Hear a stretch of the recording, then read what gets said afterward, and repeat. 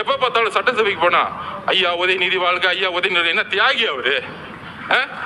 சட்டசபையா என்ன பண்ணிட்டு இருக்கீங்க? இது கேள்வி கேட்டா போதும், என் மேல ஒரு எஃப்ஐஆர். நான் புரட்சி உருவாக்கிட்டேன்னா ஆமா, எல்லாம் ஊர்ல இருந்து எல்லாம் ஆம்ஸ் இறக்கி நடு ரோட்ல நின்று துப்பா எடுத்து சுட்டுட்டு இருக்கோம். இதுக்கு ஒரு எஃப்ஐஆர், இதுக்கு ஒரு மிரட்டல்.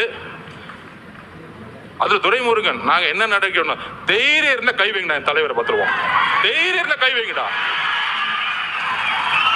என்ன அதிகாரம் இருந்தா, போலீஸ் இருந்தா, தைரியம் இருந்தா முதல் வீட்டுக்குள்ள போயிடுங்க. நான் கேட்கிறேன், ஒட்டுமொத்த காலேஜில் இருக்க இளைஞர்களும் உங்க வீடு தேடி வருவாங்க, ஞாபகம் வச்சுக்குவாங்க.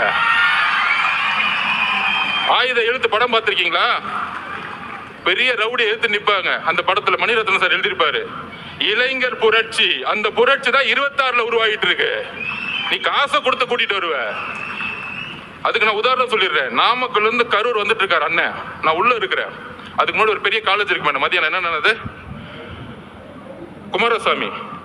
குமாரசாமி காலேஜ்ல இருந்து 5000 ஸ்டூடெண்ட்ஸ் ஓடி வருவாங்க. நான் 2 கிலோமீட்டர் பாக்குறேன், அண்ணன் பாக்குறாரு, என்னப்பா அங்கிருந்து ஒரு கூட்டம் ஓடி விட்டுது, என்னப்பா அது அப்படிங்கிற. ஒட்டுமொத்த காலேஜும் ஓடி வராங்க.